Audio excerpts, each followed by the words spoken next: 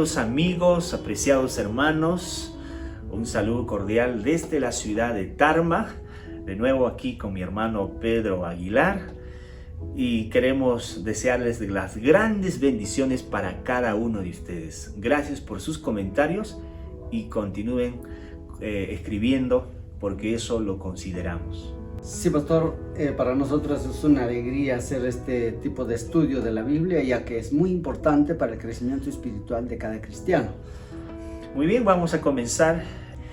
Querido Padre que estás en los cielos, solicitamos tu presencia en medio de este estudio. Queremos de esta manera compartir este mensaje a todos nuestros amigos que nos ven. Oramos en tus favores, en el nombre de Jesús. Amén. Amén. ¿Qué tal, Pedro? Esta semana prácticamente el estudio de la lección de escuela sabática nos lleva a un acontecimiento previo en ese tiempo cuando Jesús menciona y a un acontecimiento escatológico de nuestros días. Pastor, nos habla el título acerca de los últimos días, ¿no? Y los últimos días es la última semana de Jesús en la tierra, pero al mismo tiempo, ¿no?, habla de muchos acontecimientos, entre los cuales la lección empieza ahí haciendo énfasis primeramente lo que Jesús miró en un acontecimiento en la iglesia cuando se tocó, cuando llegó el momento de colocar las ofrendas. Porque la lección empieza con 2 pequeñas monedas como ofrenda.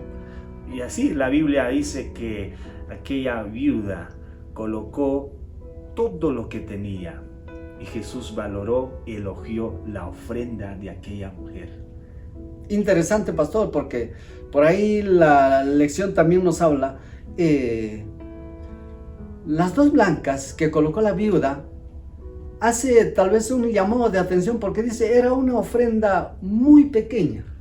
Pero en ese contexto, pastor, yo estaba mirando y dice que solamente las 2 blancas, el valor que tenían era un 32 de un salario, o sea, un 32 del salario de un jornalero. Pero sin embargo, lo que más llama la atención es que Jesús mira, y siempre Jesús miraba cómo la iglesia, cómo su pueblo ofrendaba, y lo que Jesús miraba no eran las cifras, no eran las, podemos decir, las cantidades, sino Jesús miraba las motivaciones, el corazón, cómo es la espiritualidad de cada hijo a llevar sus ofrendas para colocar en el alfolí.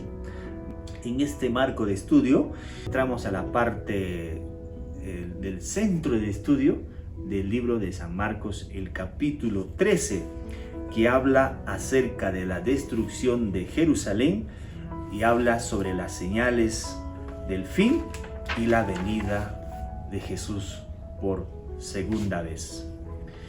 La Biblia registra que uno de los discípulos se acercó y le dijo: Maestro, ¿no?, mira qué piedras y qué edificios. Y Jesús respondiendo le dijo: ¿ves estos grandes edificios? No quedará piedra sobre piedra que no sea derribada.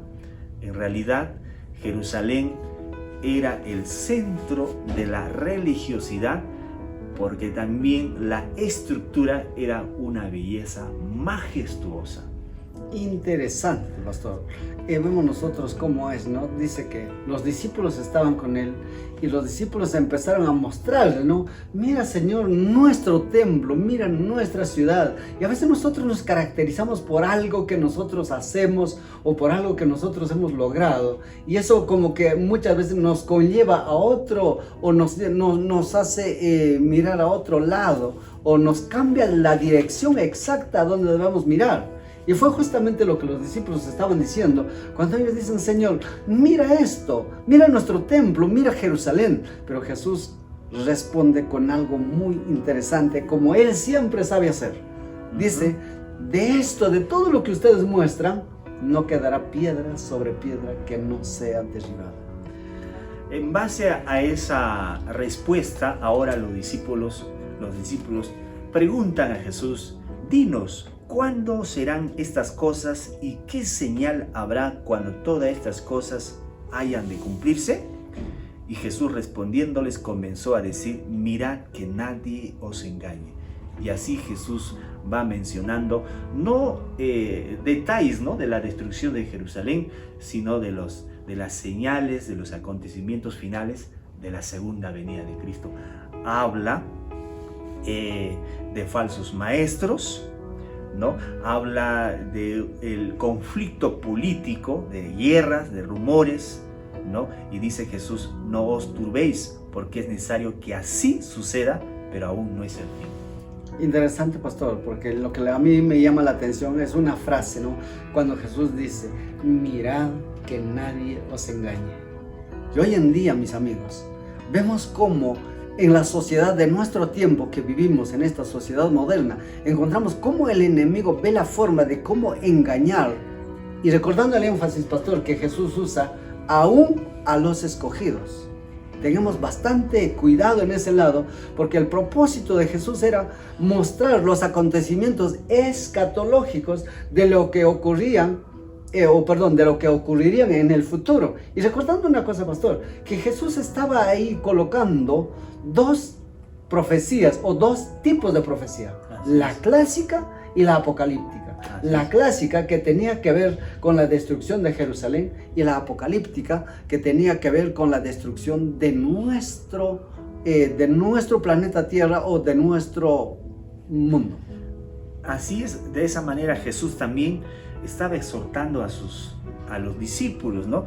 Porque él dijo, tengan mucho cuidado, y además de lo que ellos iban a padecer en la tribulación. Me llama la atención acá, pastor, dice, ¿no? El versículo 9, mirad vosotros mismos, porque os entregarán a los concilios. Porque os entregarán a los concilios, dice, y en las sinagogas os azotarán. Delante de los gobernadores y de reyes os levantarán para causa de mí, para testimonio de ellos. Pastor, yo leí el libro del conflicto de los siglos, y yo me encontré con una verdad que a mí me animó bastante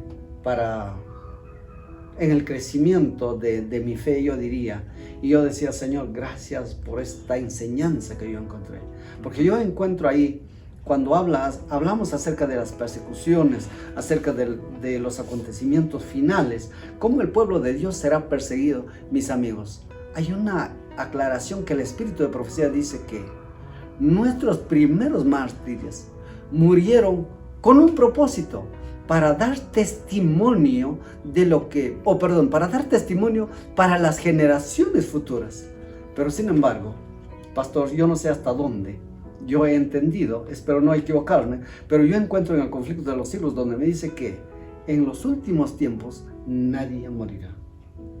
¿Y cómo me respalda? Hay un texto que me respalda, donde dice Apocalipsis 7, el versículo 15, dice, por cuanto has guardado la palabra de mi paciencia, yo también te guardaré en el día del mal. Así es, porque es lo que también se cumplió, ¿no?, en la destrucción de Jerusalén. Claro. Porque dice conflicto de siglos que los cristianos no padecieron ese sufrimiento, en esa matanza. Claro, pastor, porque mira, imaginemos, ¿no?, cómo es que Tito vino con todo su ejército, rodeó la ciudad, pero sin embargo dice, por algo, y ese algo no es algo, ese algo yo diría que por un milagro, por el plan de Dios y el cumplimiento de la profecía, que Dios siempre llama y dice a su pueblo salir. Un grupo salió y se fueron a Perea, ¿no?, donde quedaron ahí ellos a salvo, y los que se quedaron, mis hermanos, mis amigos, los que dudaron, los que no confiaron en lo que se predica, en lo que está escrito, fueron justamente los que murieron en la masacre del año 70 por el general Tito y por el Imperio Romano. Así es. Llegando a ese punto, la frase abominación desoladora, que registra el versículo 14, pero cuando veáis la abominación desoladora de que habló el profeta Daniel, pues donde no debe estar, el que lea entienda. Entonces los que estén en Judea huyan a los montes que ya mencionaste.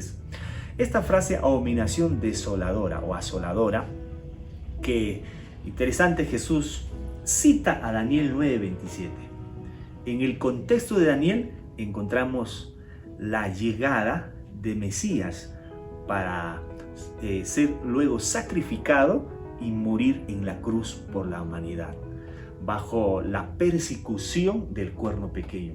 En ese contexto se habla la abominación asoladora. Podríamos decir, queridos amigos, ¿qué es abominación? En el contexto bíblico, abominación es idolatría grave y rebelión contra Dios, así como registra el libro de Deuteronomio 29:17. Entonces, lo abominable de la conducta del cuerno pequeño, que ha pisoteado la verdad, tergiversándola en un antojo por un tiempo, que hablamos de la supremacía papal, los 1260 años. Interesante, pastor, porque nosotros cuando miramos cómo es que el cuerno pequeño vino para tomar el lugar de Dios, hacerse pasar por Dios. El sacerdote hoy en día continúa, dice, haciendo, celebrando el acontecimiento sacerdotal de Jesús a través de la misa hasta hoy en nuestro tiempo. Así es, y cuando habla de la desolación, ya mencionamos, ahí se está refiriéndose al cumplimiento de la destrucción de Jerusalén en el año 70 después de Cristo. Sin embargo, queridos amigos, queremos decir que este concepto lleva más allá de esa destrucción. Es decir, el cuerno pequeño estableció una forma de idolatría y falso sacrificio en reemplazo de la función del sistema sacrificial terrenal al que Cristo puso fin, que ya mencionaste. Amén. ¿A qué se refiere este versículo cuando habla de la tribulación? Pastor, justo en antes yo mencionaba, ¿no?, la gran tribulación que enfrentará el pueblo de Dios. Los fieles de Dios pasarán por una experiencia muy difícil, pero sin embargo recordando que Jesús estará con ellos. El pastor nunca abandonará a su pueblo, a su rebaño, y el pueblo remanente es el pueblo que cada día tiene que caminar mirando y siguiendo los pasos de su pastor o los pasos de su maestro. El cumplimiento de la destrucción de Jerusalén tenía un doble cumplimiento. Amén. Porque el 30, ¿no?, dice: de cierto os digo que no pasará esta generación sin que todo esto acontezca. El cielo y la tierra pasarán, pero mis palabras no pasarán. Podría referirse a la generación que iba a sufrir el masacre en Jerusalén y también la desolación de cuando Cristo venga por segunda vez. Este mundo quedará prácticamente vacío y Satanás será encadenado y no podrá tentar a nadie. Jesús estaba hablando enfáticamente de la generación el ministerio de Jesús hasta el año 70. Imagínate, Jesús sabía, ¿no? Jesús sabía una generación exacta. Esta generación no pasará. Pero recordando otra cosa, también que para los tiempos finales estaba hablando de una generación que enfrentará esos momentos, ¿no? Y Jesús es Dios.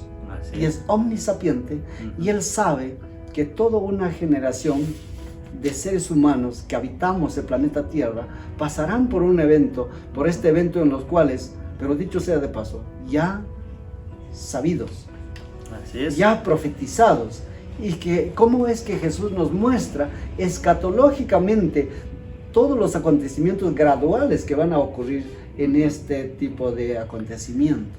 Así es, Pedro. La lección encierra con la venida del Hijo del Hombre. Y hay un texto enfático en este sentido.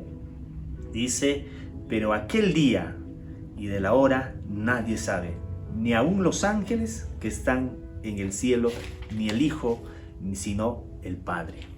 Cuando nosotros nos ponemos a pensar en eso, pastor, a mí me llama la atención bastante, porque los acontecimientos que predicieron o que antecedieron a la destrucción de Jerusalén también eran persecuciones, ¿no? Eran momentos difíciles para los cristianos de ese tiempo, pero al mismo tiempo también los acontecimientos que ocurren para nuestro tiempo son algo que nos llaman la atención y con fecha.